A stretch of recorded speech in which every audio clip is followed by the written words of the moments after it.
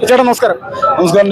തൃശ്ശൂരിൽ BJP വിജയിച്ച ഈ ഒരു സമയത്ത് 7 നിയോജക മണ്ഡലങ്ങളിൽ 6ലും BJP ആണോ ഒന്നാമത്? 6 സ്ഥലത്തും BJP ആണ് ഒന്നാമത് എത്തിയിട്ടുള്ളത്. 6 സ്ഥലത്തും രണ്ടാമതാണ് CPM എന്നുള്ളത്, മൂന്നാമതാണ് കോൺഗ്രസ് എന്നുള്ളത്. ഒരു സ്ഥലത്ത് മാത്രമാണ് BJP മൂന്നാമത് എത്തിയിട്ടുള്ളത്. ആ സ്ഥലത്ത് കോൺഗ്രസ് ആണ് ഒന്നാമത് എത്തിയിട്ടുള്ളത്. അപ്പോഴും അവിടെ LDF ഒന്നാമത് എത്തിയിട്ടില്ല. LDF എല്ലായിടത്തും 2ാം സ്ഥാനം മാത്രമേ എടുത്തുള്ളൂ. LDF വേണ്ടിയുള്ളത്. ഞങ്ങൾ ഇനി നിയമസഭ ഇലക്ഷൻ വരുമ്പോ 7 സ്ഥലത്തും BJP കയറിയിരിക്കും. കയറാൻ വേണ്ടിയാണ് പറഞ്ഞിരുന്നത്. ഇപ്പോ ഈ തൃശ്ശൂരിന്റെ സുനിൽകുമാർ എന്ന് പറഞ്ഞ് പ്രചരിപ്പിച്ചിരുന്നല്ലോ സഖാക്കളിലൂടെ. ഈ തൃശ്ശൂരിന്റെ സുനിൽകുമാറിനോട് അല്ലെങ്കിൽ തൃശ്ശൂരിന്റെ സുനിലേട്ടനോട് എന്താണ് പറയാനുള്ളത് ഈ സമയത്ത്, ഈ തോറ്റിരിക്കുന്ന സമയത്ത്? അല്ല, തൃശ്ശൂരിന്റെ സുനിൽകുമാർ എന്നാണ് നമ്മൾ പറയണതല്ലോ.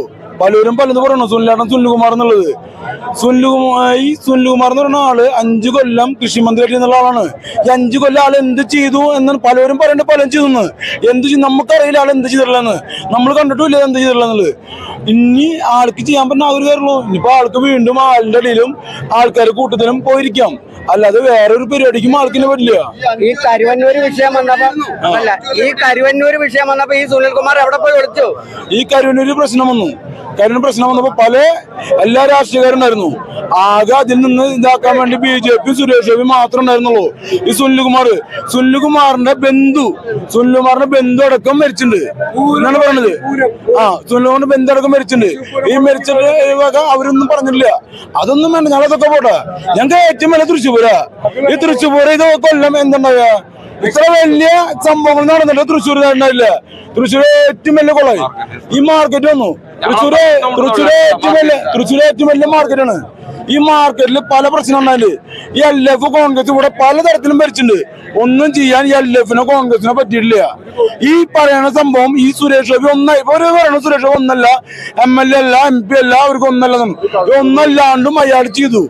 ഈ പറയുന്ന സുരേഷ് ഗോപി പല കാര്യങ്ങളും മാർക്കറ്റില് ഈ ഞങ്ങളുടെ ഗോൾഡ് മാർക്കറ്റിൽ വന്നിട്ടാണ് ആള് 50,000 രൂപ വെച്ചിട്ട് എല്ലാ പുലിക്കൽ സംഘത്തിനും ആള് കൊടുത്തത്. ആളുടെ കൈ നിർത്ത കൊണ്ടിട്ടാ. അതായത് വേറെ ഈ രാഷ്ട്രീയ ഫണ്ടല്ല. ഈ സുനിൽകുമാർ മുരളീധരൻ അവരുടെ കൈ നിർത്ത എന്തെങ്കിലും ഫണ്ട് എന്തെങ്കിലും കാര്യത്തിന് കൊടുത്തിട്ടുണ്ടോ? എന്തെങ്കിലും ഒരു നല്ല കാര്യം അടിച്ചിട്ടുണ്ടോ? അത് നമ്മൾ ചോദിക്കണം. അതിനുള്ളൊരു തിരിച്ചടിയല്ലേ സുരേഷ് ഗോപിയെ ചെമ്പുഗോപി എന്ന് പറഞ്ഞ് അധിക്ഷേപിച്ചിരുന്നു. ചെമ്പുഗോപി എന്ന് പറഞ്ഞ ഒരു കാര്യം നിങ്ങൾ ചോദിക്കും. ആ വിഷയത്തിനോട് എന്താണ് ഒരു കാര്യം ചോദിക്കില്ല. ഏത് അമ്പലത്തിലും പള്ളിയിലും കൊടുത്ത സാധനം ഒരിക്കലും അത് ഉറച്ചു നോക്കില്ല. ഏത് പള്ളിയിലും അമ്പലം കൊടുത്താലും ഒരിക്കലും ഉറച്ചു നോക്കില്ല, അളന്ന് നോക്കൂല. നമ്മുടെ ഇഷ്ടത്തിന് നമ്മുടെ ശക്തിക്കാണ് നമ്മൾ കൊടുക്കുന്നത്. പള്ളിയിലെല്ലാം അമ്പലത്തിൽ നമ്മുടെ ശക്തിക്കും നമ്മുടെ ഇഷ്ടത്തിനാണ് നമ്മൾ കൊടുക്കുന്നത്. അത് ഉറച്ചു നോക്കുക ഒരു കാര്യങ്ങളും ചെയ്യില്ല. അപ്പൊ പല രാഷ്ട്രീയക്കാരും പലതും ഉറച്ചു നോക്കി പലതും പറയും. ഇതിൽ പല സ്ഥലർക്കും. പക്ഷെ അതിനുള്ളൊക്കെ തിരിച്ചടി ബെങ്ങായിട്ടില്ല. അവർക്കൊക്കെ തിരിച്ചടി നല്ല രീതിയിൽ കിട്ടി. നല്ല സ്ഥാനമായിട്ട് അവർ കൊടുത്തു. വെച്ചാൽ ആരും പ്രതീക്ഷയില്ല. 75 വോട്ടിന് നമ്മൾ വരെ 25,000 30,000 വോട്ടിന് ഭൂരിപക്ഷം നമ്മൾ പ്രശ്നം എന്നുള്ള എന്നിട്ട് വരെ 77 വോട്ട് കിട്ടുമ്പോ ഈ നമ്മൾ പറയല്ലോ ഇത് അദ്ദേഹത്തിന് നമ്മൾ പറഞ്ഞു ഹിന്ദുക്കളെ മാത്രം വോട്ടുണ്ടാണോ സുരേഷ് ഗോപി ചോദിക്കുന്നത്? ഇത് അദ്ദേഹത്തിന് വേണ്ടി ക്രിസ്ത്യൻ വോട്ടും മുസ്ലിം വോട്ടും ഹിന്ദു വോട്ടും കിട്ടിയതുകൊണ്ടാണ് സുരേഷ് ഗോപി ജയിച്ചിട്ടുള്ളത്. അല്ലാണ്ട് നമ്മളിവിടെ ഒരു ജാതിക്കാരുടെ ഇതിലെല്ലാം നിൽക്കുന്നത്. BJP ഹിന്ദുക്കളല്ല, എല്ലാ ജാതി. മണിപ്പൂർ വിഷയം വലിയ രീതിയിൽ പ്രചരിപ്പിച്ചിരുന്നല്ലോ ഇവിടെയുള്ള ഇടതുപക്ഷം. മണിപ്പൂർ മറക്കരുത് എന്നുള്ള ഒരു പ്രോഗ്രാം ഒക്കെ നടത്തിയിരുന്നു. വ്യാപകമായിട്ട് എല്ലാ മണ്ഡലത്തിലും നടത്തിയിരുന്നു. LDF എടുത്തിരുന്നു. അതെല്ലാം വലിയ തരത്തിൽ പരാജയപ്പെട്ടില്ലേ? പരാജയപ്പെടാൻ തെളിവല്ലത്. മണിപ്പൂർ സംബന്ധം മണിപ്പൂരിൽ എന്താണ്ടായത്? അവിടെ ഏത് പാർട്ടിക്കാരുള്ളത്? അപ്പൊ അങ്ങനെ നോക്കുമ്പോ പല ഇവർക്ക് എന്ത് വേണേ പറയാം. ഇതിപ്പോ അവിടെ ഒരു പ്രശ്നമില്ല. ഇവിടെ പറഞ്ഞുണ്ടാക്കാണ് കൂടുതല്. കേരളത്തിൽ അവര് വടക്കേന്ത്യ മാത്രം നോക്കിയിരിക്കുന്നതാണ്. കേരളത്തിൽ എന്തുണ്ടായാലും അവർക്ക് കാണാൻ കാഴ്ചയില്ല. എല്ലാവരും കണ്ണടച്ചിരിക്കുന്നവരാണ്. വടക്കേന്ത്യയിൽ എന്ത് നടക്കുന്നോ അത് മാത്രമേ അവർ എടുത്തു കാണിക്കാറുള്ളൂ. കേരളത്തിൽ എന്ത് നടക്കുന്ന അവരെന്തെങ്കിലും പറയാറുണ്ടോ? ഒന്നുമില്ല. തീർച്ചയായിട്ടും. നിങ്ങൾ എന്താ ജോലി? ഞങ്ങൾ മാർക്കറ്റില് ലോഡിങ്ങാരാ. തൃശ്ശൂര് ശക്ത മാർക്കറ്റില് മീൻ മാർക്കറ്റ് വന്ന് നോക്കിയറിയാം ആളുടെ പ്രവർത്തനം. തോറ്റിട്ട് ആള് ചെയ്ത പ്രവർത്തനം അവിടെ കാണാം. ശക്ത മീൻ മാർക്കറ്റില് അത് നിങ്ങൾ പോയി നോക്കി കാണാം. അവിടെ പണ്ടത്തെ മീൻ മാർക്കറ്റാണ്, ഇപ്പോഴത്തെ മീൻ മാർക്കറ്റാണ്. നിങ്ങൾ പോയി നോക്കിയറിയാം. ഇനി അടുത്തത് ഞങ്ങളുടെ പച്ചക്കറി മാർക്കറ്റിലാണ് ആള് പറഞ്ഞിങ്ങനെ. ഞങ്ങളൊക്കെ അവിടുത്തെ ചുമട്ട് തൊഴിലാളികളാണ്.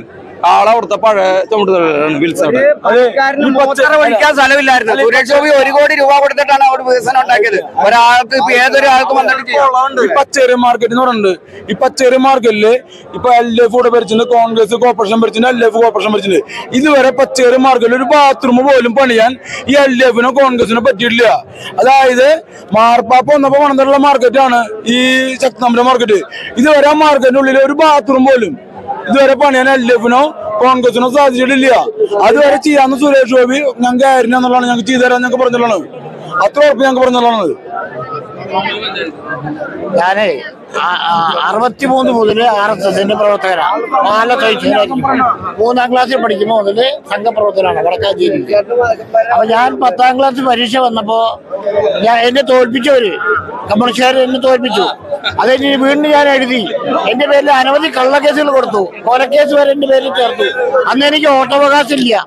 അപ്പൊ ആ വോട്ടവകാശം ഇല്ല സമയത്ത് എന്നെ അവർ തോൽപ്പിച്ചു 10ാം ക്ലാസ്സില്. വീണ്ടും 3 പ്രാവശ്യം എഴുതിയപ്പോ 3 പ്രാവശ്യം ഞാൻ തോറ്റു. അത് കഴിഞ്ഞ് ഞാൻ പറ്റില്ല. ഇവരുടെ അടിവേര് കണ്ടില്ല ഞാൻ മരിക്കുമോ, യാതൊരു സംശയമില്ല കാര്യത്തിൽ.